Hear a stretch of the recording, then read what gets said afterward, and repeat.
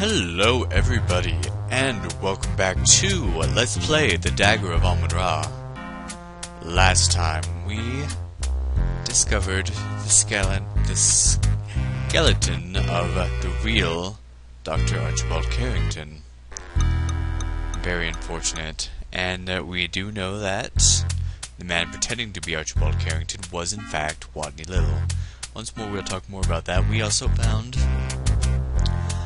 Ernie dead, and had a conversation with the seemingly drunk Detective O'Reilly and Wolf, and started Act 4. Now I decided to check down here, and lo and behold, Wolf is in his office. I have never seen him in his office before. I just decided to check on a whim, and here he is. The only person we haven't questioned, and we can question him. So, let's get started. Achtung! This is not the public part of the museum. This area is verboten to you and all of your kind.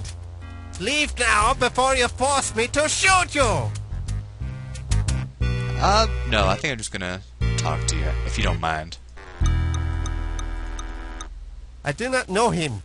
My whole world is this museum, Miss Bow. That's creepy. He did not care for the museum.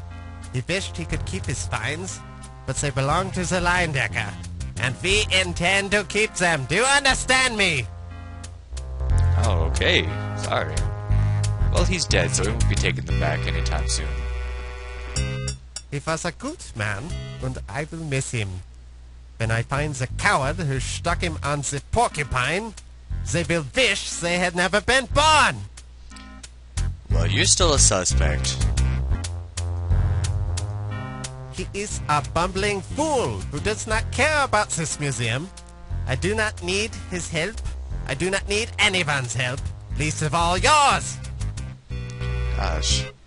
I do not indulge in nasty French pastries, Miss Bow. They are bad for my figure. A military man must maintain his stamina through proper exercise and diet. Alright, alright. He is the man who does my laundry when the German laundry is closed. Of course, the German laundry is never closed, since it is manned by sturdy German laundry people who need no sleep. Well, Low-Fat's seen you there before with Dr. Miklos, so you go there sometimes.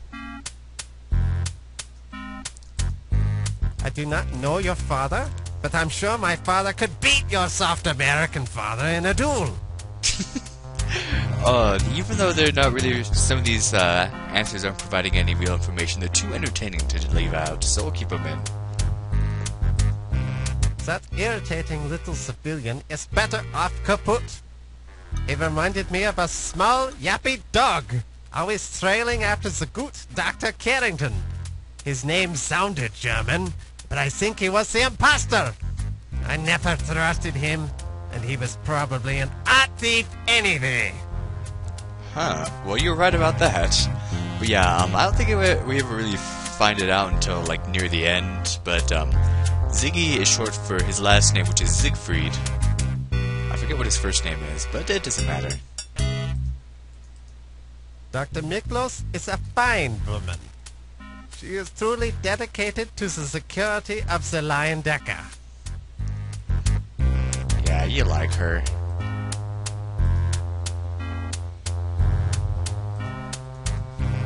He works on the docks. He has red hair. He has no scars on his face. I do not trust him. Works on the docks, red hair, no scars, got it. I do not trust her. I do not trust you. I do not trust anyone. Well, at this point, we shouldn't either. That includes you, dude. I do not trust him. I do not know why he's here. I think he is an art thief. They are everywhere. I don't think Mr. Najir is an art thief. I know he could have stolen the dagger. He's one of the suspects. He does have access to the museum because Yvette gives it to him. He wanted the dagger all along. He probably stole it. I should kill him right now, but I have no evidence. Kill him for stealing the dagger? A bit too much. He's also a very big suspect since he wanted the dagger more than anyone else. And he was a decent man. And then I find the murdering coward who drowned him. They will be crushed in my powerful hands. Aw, you miss Ernie. So obviously by these answers, there's no way to really talk to him until this act. See if he knows anything about it. I do not know him, but if I did, I would practice my Heimlich death maneuver on him. Criminals should not be allowed to live. They could all be art thieves. You do not like art thieves, do you? The police are useless. I will find the dagger myself. Well, about that. I enjoy strolling the docks at night, Miss Bo. I like to practice headlocks on the local thugs when they try to mug me. That's pretty intense. I live, breathe, eat, and sleep to defend this museum. It is my father and my child. I love it. Do not touch the exhibits!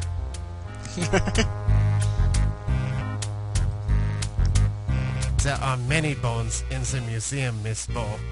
Ask Dr. Miklos how they clean the flesh from them sometime. It is most fascinating. I do not like you wandering around and writing things. You are perhaps taking notes on what you would most like to steal? Is that it?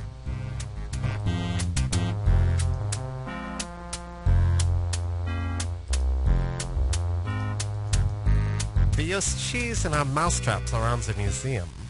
How I love to hear that snap, that squeak. Then I shoot them just to make sure they are kaput. The dagger is a priceless work of art, and I will get it back. I will get it back. Do you hear me?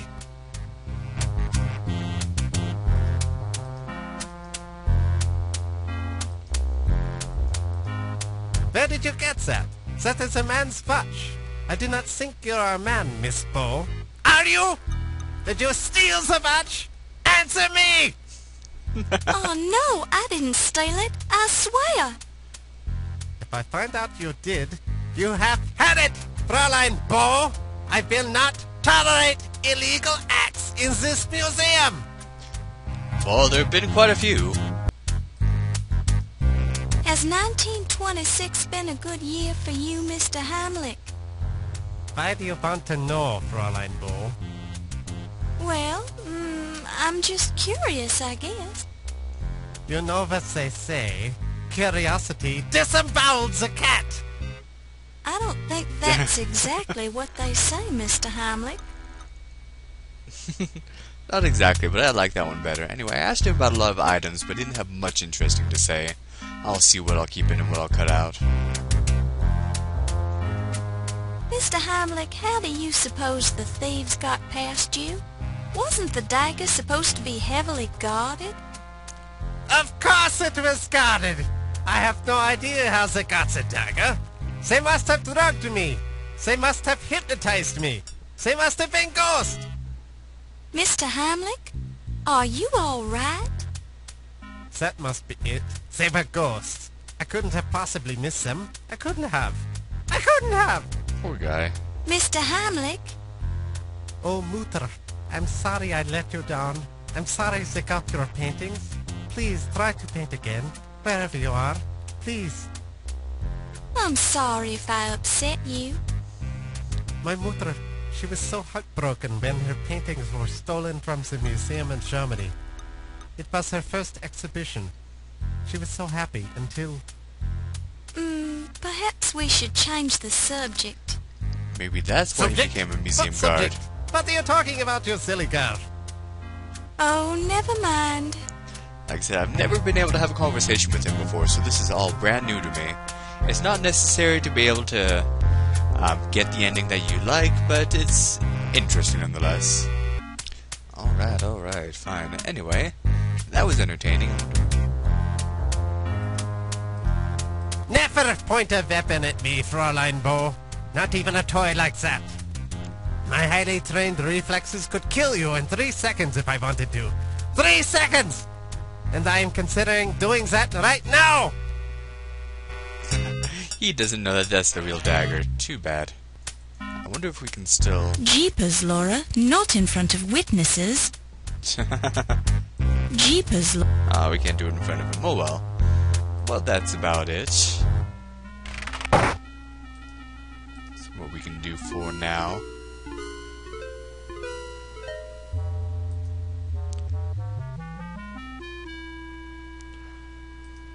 Alright, before I go any further, as promised, I was actually going to do this at the beginning of the video, but like I said, I went down to see if Heimlich was there, and he was. But anyway, let's sort of have a recap of what we know so far. And I will take out my handy-dandy notebook, so we can kind of get a glimpse. Alright. Sam Augustini, not important, Laura's boss wants the story, whatever. Moving on. Dr. Pippin Carter. I wonder if... that doesn't do anything. I was wondering what happens, but nothing. Pippin Carter. Despite being kind of a jerk, that's kind of an accomplishment that he discovered the Dagger of Amon and brought it back.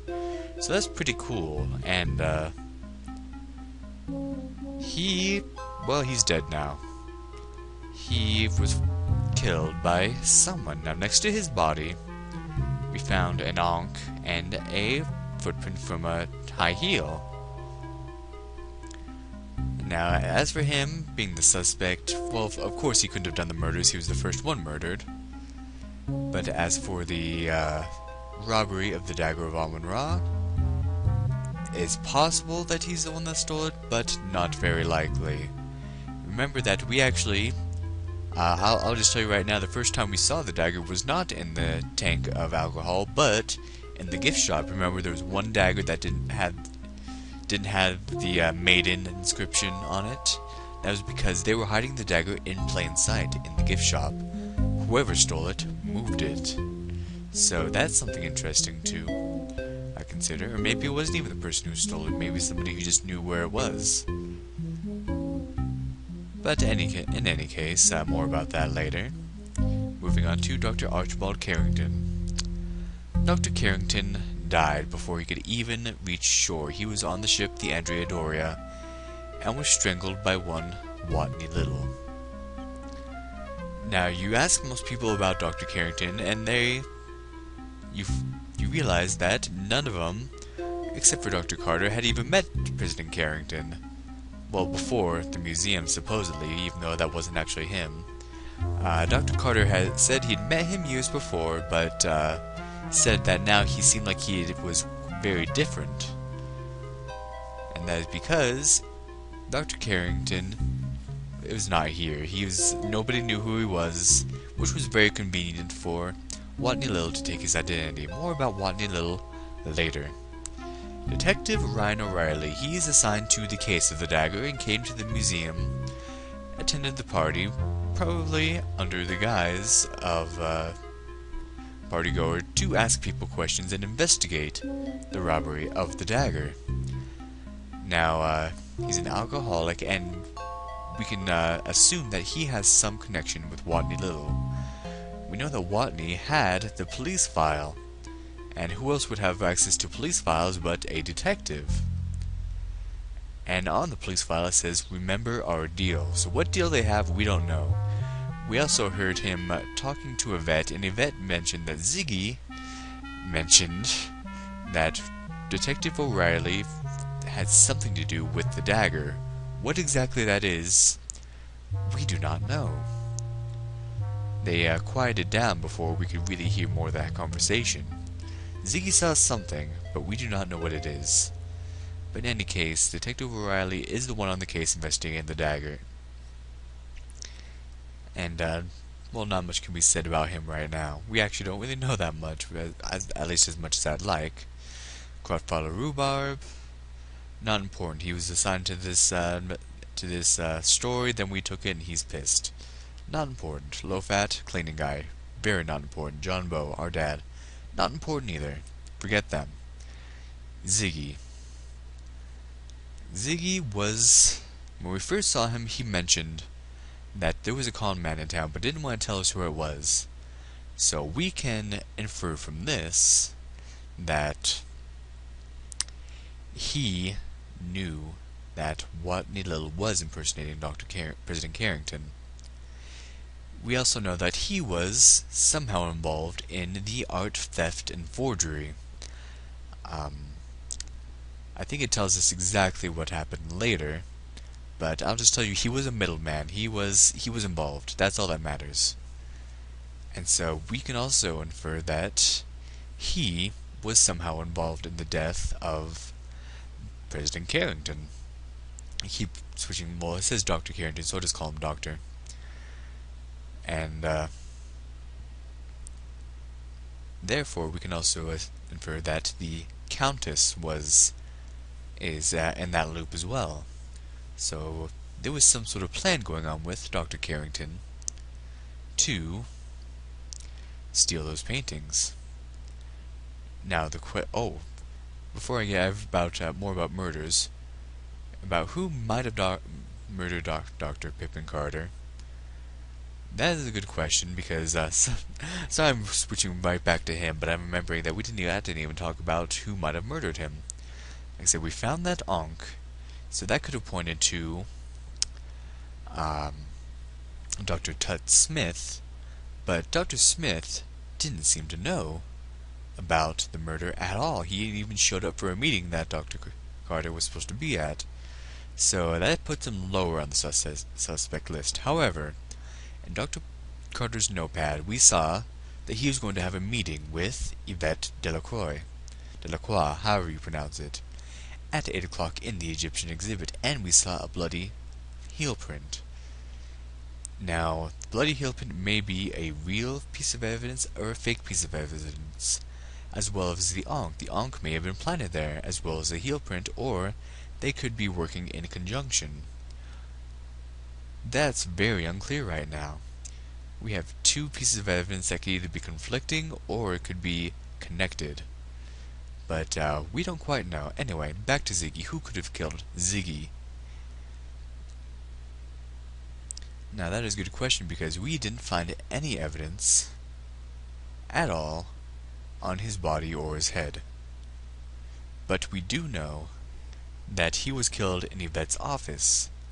And later, we overheard a conversation between Yvette and Dr. Smith, where he was helping her move her desk to cover up a red stain. She called the stain jam. However, we did see blood there. Did she know about the blood? Did she know about the murder? Did she commit the murder? That is a good question. She's high on the suspect list when it comes to Ziggy, because Ziggy also knew about her past as well.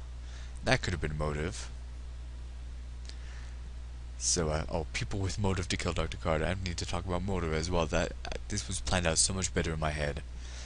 Now, Dr. Tut Smith, he had motive because Dr. Carter took the artifact away from Egypt, and Dr. Smith was not happy about that. As for Yvette, we don't really have any clear motive between those two. Anybody else with motive? Can't really say. Dr. Smith was the one with the most motive. Motive to kill Ziggy, of course we have Yvette. But there's also the Countess and Watney Little. I will refer to the fake Dr. Carrington as Watney Little from now on. Since Ziggy was in on the operation, Ziggy's also a stool pigeon. He may have been about to reveal everything to the police. That was a possibility, and perhaps the Countess, or Watney, or perhaps both, were wanting to stop him. And we noticed that he died in a pretty gruesome way, so somebody was not happy with him. That much can be certain. Anybody else with motive to kill him? Just Yvette, the Countess, and Watney Little. So now we have two people connected with Yvette. Something to think about. Dr. Olympia Miklos, not really much to say about her. She doesn't really seem suspect at all, honestly. She's the head of the mammalogy department. Actually, one thing interesting is that she is very, very interested in death. Now, all these murders could be some sort of sick passion on her part. Her love of death could be somehow facilitating these deaths in turn. But, she's still alive, so no real thing there.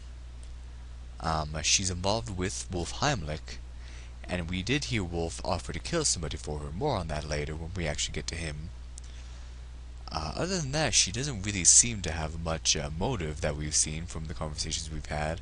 She seems a very amicable person, so nothing really much to say there. Moving on to Yvette Delacroix. Yvette, she is a slut. Uses her body to get what she wants from people. She hopes to become president of the museum someday.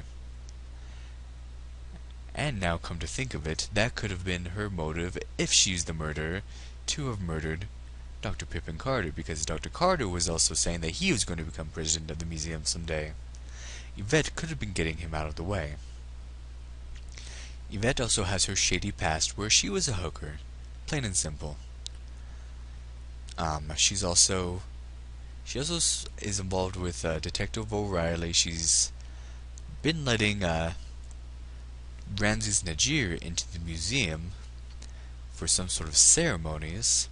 We don't know much about those, though. What else? Her involvement with Ernie actually does seem pretty romantic. She doesn't seem to have any ulterior motives with that, but who knows? There could be something going on with that. She knows about Ernie's past, so they're involved in some way. More than just romantically. And then there is her relationship with Detective O'Reilly. Detective O'Reilly, of course, is absolutely in love with her. Even threatened to kill her if she was ever untrue to him, and she hasn't been true to him, but she's still alive. So it was probably one of those empty threats that people give in a relationship. She knew Ziggy from her past as a hooker, but somehow I guess she was in some sort of close relationship with Ziggy because he told her that he saw something involving Detective O'Reilly and the dagger. What that is, we do not know, as I've said before, so there was some sort of close relationship there at least. There was some sort of trust.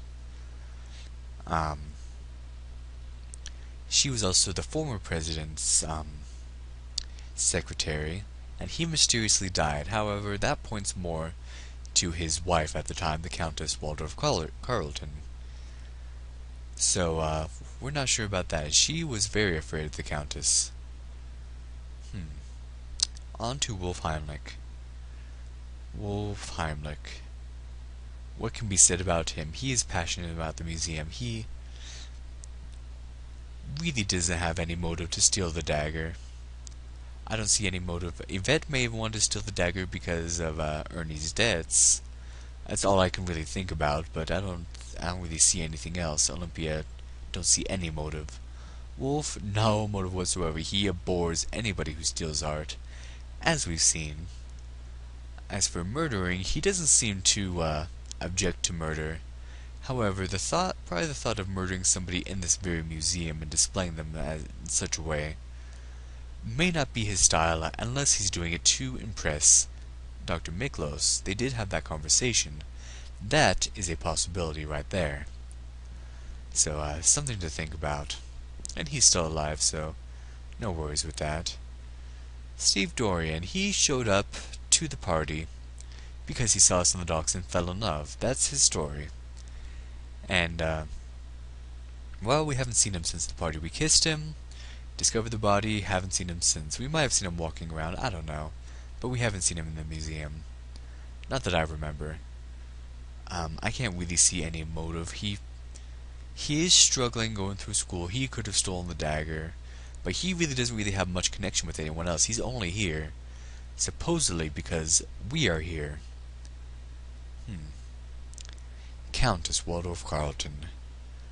Oh, the Countess. She has an operation going on. She steal paintings, have forgeries put up, and then was planning on having the forgeries slashed to pieces to hide the fact that they were indeed forgeries. She was working with Watney Little and Ziggy. We saw a conversation like that before. Anyway, the Countess, it is greatly implied that she murdered her last husband to get the money from the will. However, he was changing the will at the time, and as we saw in the diary of the former president, he was afraid of her. He started to catch on to her plans. Remember that they'd only known each other for 1 month before they got married, and were only married for 2 months before he died. So she could have been planning to get that inheritance. As for stealing the dagger, well, she seems more set on art thievery. They wanted to do that and get away with it without anyone knowing it was stolen. So stealing the dagger and just leaving it plain that it was stolen does not seem like her style. It's possible, don't get me wrong, she likes money, but I'm not sure that was really her thing. And she's still alive, so nothing about that. As for murders, I'm not sure she really has much motive to have murdered Dr. Carter. She could have murdered Ziggy, but I'm not sure a woman that old could have had the strength to do all that had happened. As for Ernie, not that either. She doesn't seem like one who could really get away with murdering bodies and throwing them around like that. Oh yeah, I keep forgetting to talk about Ernie's death. Oh, as well as Watney Little's death.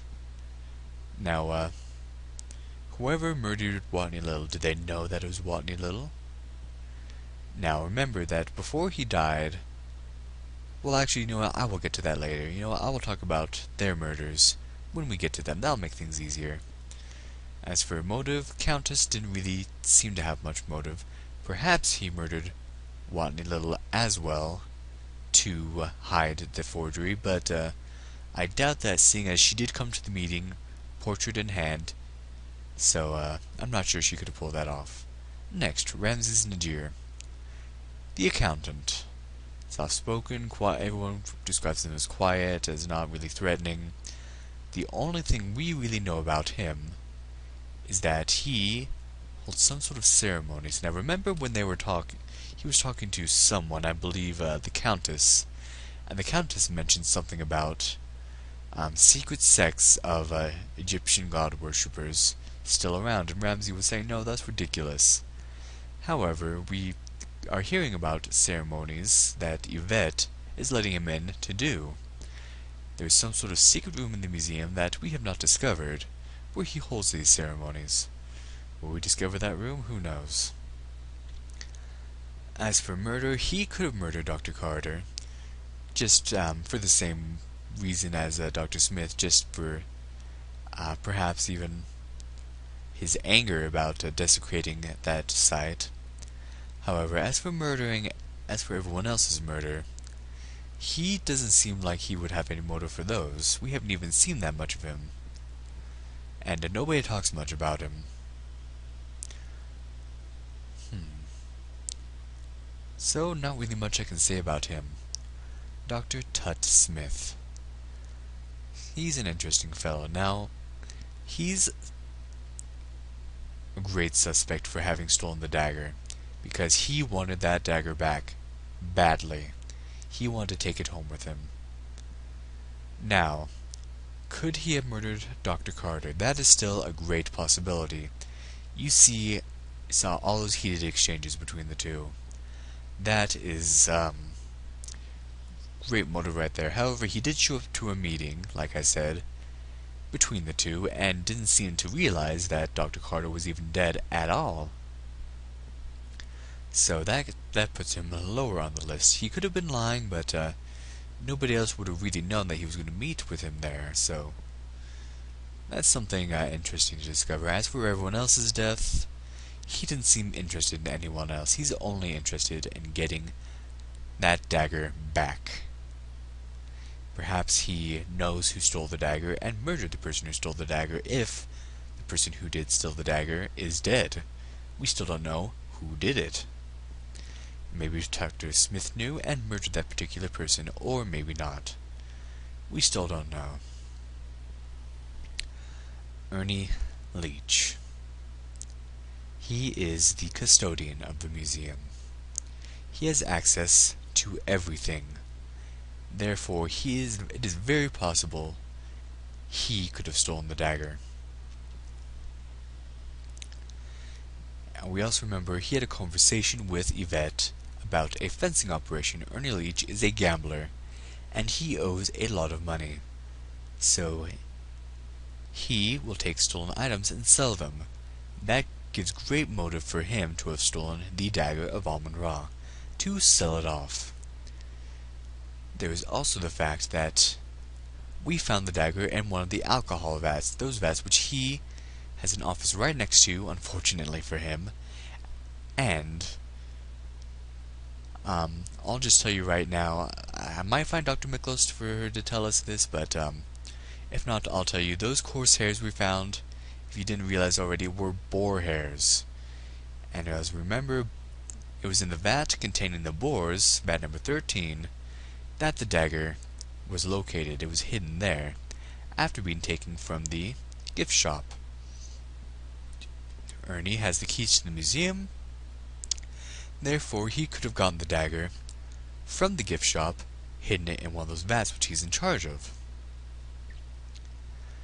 And when he was going to get it back, was pushed in and killed. But who would have done that? And why? Did somebody else know the dagger was hidden there and didn't want him to get his hands on it?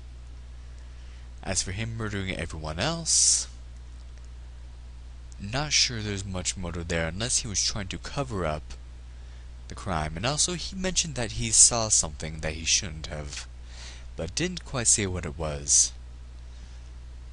Well, we'll kind of be able to put pieces together, but we don't have all the pieces yet. So we don't know who murdered him, and he's not high on the suspect list for being everyone else's murderer. He does seem like a nice enough guy, but who knows. And finally, the last one on the list, Watney Little, the fake President Carrington. He killed the real Dr. Carrington, hid him in that steamer trunk. And remember, this is something I was trying so hard to sort of point at, but not actually say outright, that that steamer trunk, of course, had the dead body of the real President Carrington. That's why Steve Dorian was saying it was so heavy and smelled a little. Now, why the key was hidden in that painting, I have no clue. I have no idea why he did that. It was more just a puzzle for us than anything else, but it does make sense since he was involved in the art forgeries that it would be there. So he had a connection to that. Now remember, all the questions we asked him about people, he had very little to respond. Just sort of the obvious things, obvious observations, nothing concrete. That's because he didn't really know anybody. He was just sort of there to he was just taking on the role without really knowing much about anybody. Just sort of I really don't know how to explain. You get what I'm saying. So you ask him about anybody, he doesn't really have any concrete response. Now, he met the Countess down by the docks when he landed on the Andrea Doria, with dead body steamer trunk in tow. So of course we know the Countess and Ziggy at least knew about his identity, and perhaps Detective O'Reilly knew about his real identity as well. Now, as for him having stolen the dagger, remember that Dr. Miklos mentioned that Dr. Carrington, aka Watney Little, loved to wander around the Egyptian exhibit at night a lot. He could have been scoping out the place looking for the time to steal the dagger, and who would suspect him? If people thought he was the president, of course he would be around the museum. The museum was his. Why would he steal a dagger from a museum that he was in charge of? But it would be the perfect crime, since he was not actually the president. And he would have been able to do it right under Wolf's nose. So him and Ernie were the ones who had the most access. Well, Wolf did as well, but don't have much to suspect Wolf on. As for that police file, remember our deal. We don't know what that's about yet. What deal was there? Who knows? And wow, this video is going on very long. But this will more be a sort of a filler episode. I'm not. Besides that conversation with Wolf and this, there's really not much in the way of storyline going on. Just me explaining everything. I hope you don't mind. I hope you understood everything. I hope I didn't bore you with all this. But if you do have any questions, let me know, and I will get to them as quickly as possible. Remember that, unfortunately, I will be on vacation after this. I will be bringing my laptop, but I cannot guarantee that I will have the time and or privacy necessary to make more videos. So, next time on Let's Play the Dagger of Amon, we will start Act 4 in earnest. So, thank you for watching, and have a good day.